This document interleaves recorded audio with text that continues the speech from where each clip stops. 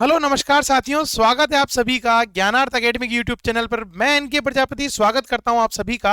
आज जिस विषय पर हम चर्चा करने वाले हैं वो है हमारी जो एक महत्वपूर्ण केंद्र और राज्य की संयुक्त परियोजना, जिसको हम प्रधानमंत्री आवास योजना शहरी के नाम से जानते हैं। ये दो रूपों में चलती है, ग्रामीण और शहरी। आज जो हम पढ़ रहे हैं वो पढ़ रहे हैं शहरी योजना। और ये योजना जो है ये लगातार जब से लॉन्च हुई है तब से एग्जामिनेशन में पूछी जाती है और पूछी जाती रही है। और आगे आने वाले जो कोई भी एग्जाम है, जैसे ईओआरओ की बात करें तो इसके सिलेबस में स्पष्ट रूप से प्रधानमंत्री आवास शहरी योजना के बारे में पूछा गया है।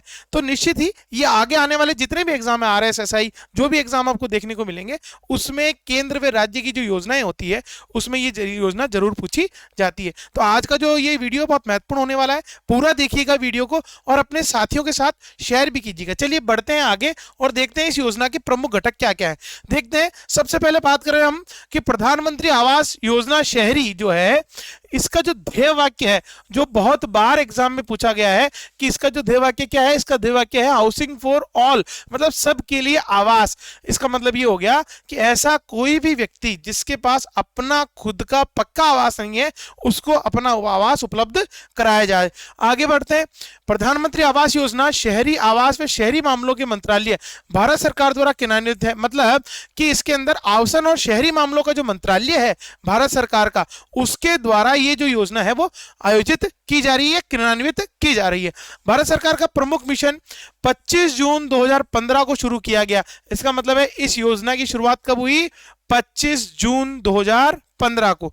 बात करते हैं मिशन के तहत शहरी क्षेत्रों के सभी आवासहीनों को आवास उपलब्ध कराना है। मेन उद्देश्य क्या है कि सभी ऐसे लोग जो शहरों में रहते हैं और उनके पास अपना आवास नहीं है, उनको आवास उपलब्ध कराया जाए। प्रधानमंत्री आवास योजना शहरी के तहत सभी घरों में शौचालय, पानी, बिजली और रसोई जैसी बुनियादी सुविधाएं शामिल है। कुल मिलाकर केवल मकान ही नहीं, उसके साथ आपको घरों में शौचालय, पानी की सुविधा, बिजली की सुविधा और रसोई जैसी सुविधाएं भी उपलब्ध कराना इसका प्रमुख उद्देश्य है। इस मिशन के तहत देखिए, अगर इस योजना में कोई लाभान्वित लाभ उठाता है तो उस परिवार की जो महिला सदस्य होती है, वयस्क महिला सदस्य होती है, कोई भी हो सकती है, मुखिया हो सकती है उस परिवार की, तो उनके नाम पर या संयुक्त, मान लीजिए कि अवयस्क है तो संयुक्त नाम पर, मतलब वहां के एक पुरुष और उस महिला सदस्य के संयुक्त रूप में घरों का स्वामित्व प्रदान करके महिला सशक्तिकरण को बढ़ावा देना बहुत महत्वपूर्ण है। याद रखिएगा, महिला सशक्तिकरण को बढ़ावा देने के लिए क्या कर रहे हैं कि जो मकान आपको दिया जाएगा वो किसी ना किसी महिला के रूप नाम पर तो होगा ही होगा, या तो वो वयस्क हो तो उसके नाम पर, और अवयस्क है तो संयुक्त रूप से किसी भी एक पुरुष और उसके साथ जो है इस मकान को दिया जाता है। बात करते हैं हम लोग योजना का संचालन राजस्थान के सभी शहरी नगरीय निकाय जो है उनमें संचालित किया जाए। प्रश्न पूछा जा सकता है राजस्थान के कितने शहरों में, तो राजस्थान के लगभग सभी शहरों में ये योजना चल रही है। आगे बढ़ते हैं। शुभारंभ 25 जून 2015 हम पढ़ चुके हैं। जून 2015, देखो इसको भी याद रखने का तरीका है, जैसे हमने पूर्व में रखी थी कि अमृत योजना जो है वो पानी जो है वो जून के महीने में ज्यादा काम आता है, क्योंकि गर्मी में जो है जून जो है वो प्रमुख गर्मी का महीना है और गर्मी। इसी प्रकार से जो मकान है, जो बेघर लोग हैं, उनको छांव देने का काम कौन करता है? मकान। और वो मकान जो है वो सबसे ज्यादा कब उसकी जरूरत महसूस होती है? जून में। क्यों? क्योंकि गर्मी ज्यादा होती है। तो निश्चित ही इसको भी याद रख लिएगा, 25 जून 2015। बात करते हैं प्रधानमंत्री आवास योजना की शुरुआत 25 जून 2015 को हुई। इसकी योजना का जो प्रमुख ध्येय है वो हाउसिंग फॉर और सबके लिए आवास। इस योजना के तहत, ये बहुत महत्वपूर्ण है, याद रखिएगा, 2022 तक 2 करोड़ नए आवास, इसका जो लक्ष्य है वो कितना रखा गया है?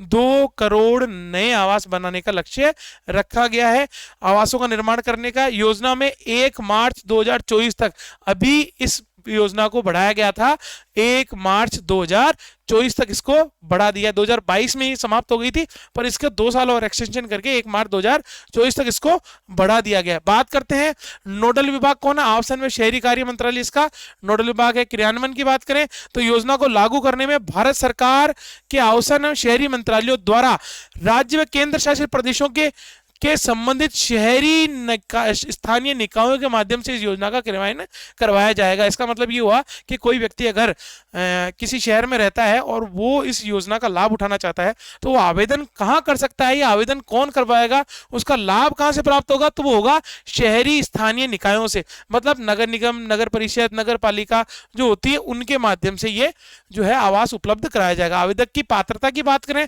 तो इसमें जो है जो जो जो टोटल सूचियां बनाई गई है वो 3 प्रकार की बनाई गई है और तीसरे की भी 2 प्रकार की सूची है। चलिए देखते हैं। सबसे पहले कह रहे हैं आवेदक की सालाना आय जो है वो अधिकतम रुपए कितनी होती है कि ईडब्ल्यूएस के लिए, किसके लिए, ईडब्ल्यूएस के जो लिए है वो 3 लाख रुपए, मतलब 0 से 3 लाख रुपए अगर किसी की आयु है, आय है और वो ईडब्ल्यूएस कैटेगरी में आता है तो वो इस योजना के लिए पात्र होगा। फिर दूसरी स्कीम जो है वो एलआईजी, लो इनकम ग्रुप वालों के लिए, इसके लिए 3 लाख से लेकर 6 लाख तक आय, 3 लाख से लेकर 6 लाख तक आय। उसके बाद करें एमआईजी फर्स्ट और सेकंड। एमआईजी फर्स्ट के लिए जो है वो 6 लाख से लेकर 12 लाख और सेकंड के लिए 6 लाख से लेकर 18 लाख जो है, कुल मिलाकर जो 18 लाख तक की आय वाले लोग हैं वो भी इस योजना का जो है फायदा उठा सकते हैं। आवेदक संपूर्ण भारत में कहीं पर भी पक्का मकान नहीं होना चाहिए। पहले ही बात यह है कि किसको उपलब्ध कराया जाएगा, जिसके पास घर नहीं है। तो अगर किसी के पास पक्का मकान है तो उसको ये उपलब्ध नहीं होगी इस योजना का लाभ। तो जिसके पास पक्का मकान नहीं है वो इस योजना का लाभ उठा सकता है। भारत सरकार द्वारा पूर्व में संचालित किसी भी आवासीय योजना में अनुदान प्राप्त नहीं किया हो, ऐसे नहीं कि वो गांव में जाकर ग्रामीण शहरी योजना का, ग्रामीण प्रधानमंत्री ग्रामीण आवास योजना का लाभ उठा लिया और शहर में आके कि साहब मेरे को शहरी वाला का भी दे दो, तो ऐसे संभव नहीं है। एक बार में एक ही योजना का लाभ उठा सकता है, तो कुल मिलाकर किसी और योजना का लाभ नहीं उठाया हो। बात करते हैं लाभार्थी के नियम। आर्थिक रूप से पिछड़े ईडब्ल्यूएस जो होते हैं उनके लिए 3 लाख से कम, अल्प आमदनी वाले एलआईजी लो इनकम ग्रुप वाले 0 से लेकर 6 लाख तक जो इनकम होती है, 3 लाख से लेकर 6 लाख तक इनकम वाले जो एलआईजी के अंदर आते हैं। एमआईजी मध्यम आमदनी वाले, इनकी जो 2 उप श्रेणियां हैं जिसमें एक 12 लाख और एक 18 लाख तक है। क्षेत्रफल की बात करें, ये बहुत बार पूछा गया है, इंपॉर्टेंट है, याद रखिएगा। ईडब्ल्यूएस के लिए 30 वर्ग मीटर एरिया, 30 वर्ग मीटर एरिया तक के ही मकान की साइज हो सकती है। फिर एलआईजी के लिए 60 वर्ग मीटर एरिया, 60 वर्ग मीटर एरिया तक का ही मकान हो सकता है। बात करें एमआईजी के लिए तो एमआईजी के लिए 160 वर्ग मीटर और एमआईजी 2 जो इससे फर्स्ट जो सेकंड वाली जो है उसके लिए जो है एमआईजी 2, एमआईजी फर्स्ट, एमआईजी 2 के लिए 200 वर्ग मीटर के एरिया तक के जो है वो मकान बनाए जा सकते हैं। चलिए आगे बढ़ते हैं और देखते हैं कि इस योजना में और क्या महत्वपूर्ण है। तो इंपोर्टेंट की बात करें तो इसमें 20 लाख घरों का निर्माण कराने का लक्ष्य रखा गया। निर्धारित लक्ष्य का पहला फेज जो है 2015 से 2017 तक था, जिसमें 100 से अधिक शहरों में घरों का निर्माण करवाया जाना था। दूसरा फेज था जिसमें 2017 से 2019 तक था, जिसमें कि 200 से अधिक शहरों में जो है गांव आवासों का निर्माण करवाया जाना था। फेज तीसरे की बात करें 2019 से 2022 तक जो समाप्त हो गया है, उसमें बाकी बच्चे लक्ष्य को जो लक्ष्य लिया गया है उसको पूरा करने का लक्ष्य रखा गया था। बात करते हैं कार्य क्षेत्र की, तो इसमें 4 कार्य क्षेत्र हैं। कितने हैं? 4 कार्य क्षेत्र। पहला है लाभार्थी के नेतृत्व में व्यक्तिगत घर का निर्माण करवाना, मतलब कि अगर व्यक्ति चाहे कि मैं अपने ही मकान का निर्माण करवाऊंगा, खुद करवाऊंगा, तो भी उसका लाभ उसको मिलेगा। दूसरी बात करें कि स्वस्थान मलिन बस्तियों का पुनर्विकास, सरकार द्वारा लगातार जो मलिन बस्तियां होती, गंदी कच्ची बस्तियां होती है, वहां पर उनको शिफ्ट किया जाता है नए मकानों में, या फिर वहीं पर नए मकानों का निर्माण कराकर दिया जाता है। तो कुल मिलाकर ये जो मलिन बस्तियों वाला कार्यक्रम है ये भी इसके अंतर्गत चलता है कि जो कच्चे या हम ऐसे घरों में रह रहे हैं जो बहुत गंदे हैं, तो उनको साफ सुथरा करने के लिए उनको बिल्कुल एक बार हटाकर और नए बिल्डिंगों का निर्माण कराकर उनको दिया जाता है। नेक्स्ट बात करें क्रेडिट लिंक सब्सिडी के माध्यम से किफायती आवास। मान लीजिए आपने किसी डेवलपर से, जैसे किसी बिल्डर से आपने मकान लिया है और उस मकान का जो है आप किस्त भर रहे हैं, ब्याज भर रहे हैं, बैंक से आपने लोन लिया और उसकी ब्याज भर रहे हैं, तो उस ब्याज की जो राशि है उसमें आपको सब्सिडी दी जाती है। उसमें क्या दी जाती है? सब्सिडी दी जाती है। एक निश्चित अमाउंट आगे पढ़ेंगे हम लोग। साझेदारी के माध्यम से किफायती आवास, इसका मतलब ये हुआ कि कोई संस्था जो है वो आपके साथ कॉम्बिनेशन करके और आवासों का निर्माण करे, तो साझेदारी के साथ किफायती आवास का निर्माण। नोट, इस योजना के तहत आवास दिए गए उसका मालिकाना हक किसी वयस्क महिला के सदस्य या फिर पुरुषों व संयुक्त रूप से प्रदान किया जाएगा। चलिए आगे चलते हैं और देखते हैं वित्त पोषण। देखिए बहुत महत्वपूर्ण है ये स्लाइड। क्यों? क्योंकि यहीं से सीधा सीधा प्रश्न उठता है कि राज्य और केंद्र का जो वित्त पोषण है वो किस प्रकार से। बात करते हैं हम लोग केंद्र व राज्य का जो है वो मैदानी राज्यों के अंदर क्या है। मैदानी राज्य का मतलब ये हो गया कि हमारा जो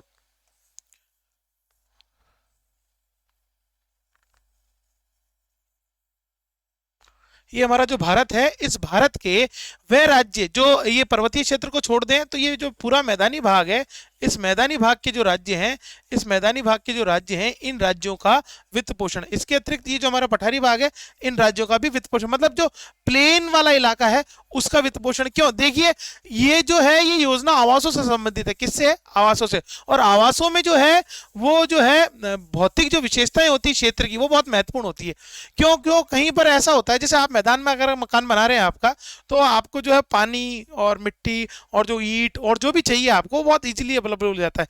पर जब आप पर्वतीय क्षेत्रों में जाओगे तो वहां जो है उन मटेरियल की कॉस्ट बढ़ जाती है, परिवहन की कॉस्ट बढ़ जाती है। जब आप ऐसे क्षेत्र में जाओगे जहां जंगल वाला इलाका ज्यादा है या पूर्वोत्तर राज्य जैसे हमारे हैं, वहां अगर जाओगे तो वहां अलग प्रकार की कॉस्ट आपको देखने को मिलेगी। इसीलिए ये वेरिएशन दिया गया है, क्योंकि आवास बनाना है आपको।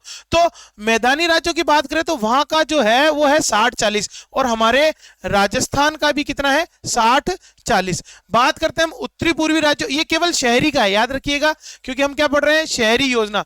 तो कहीं इस ग्रामीण में आप मत रख देना, क्योंकि राजस्थान का जो ग्रामीण योजना है, ग्रामीण जो प्रधानमंत्री आवास योजना है, आवास योजना जो है, इसका अगर हम देखें वित्त पोषण तो 100% ही केंद्र सरकार द्वारा किया जा रहा है। किसके द्वारा? केंद्र सरकार द्वारा 100% किया जा रहा है ग्रामीण प्रधानमंत्री आवास योजना का। ये वाला किसका है? ये शहरी योजना का है। बात करते हैं उत्तर पूर्वी राज्यों में, तो यहां का जो है वो है 90-10। कितना है? 90 केंद्र का और 10% राज्य का।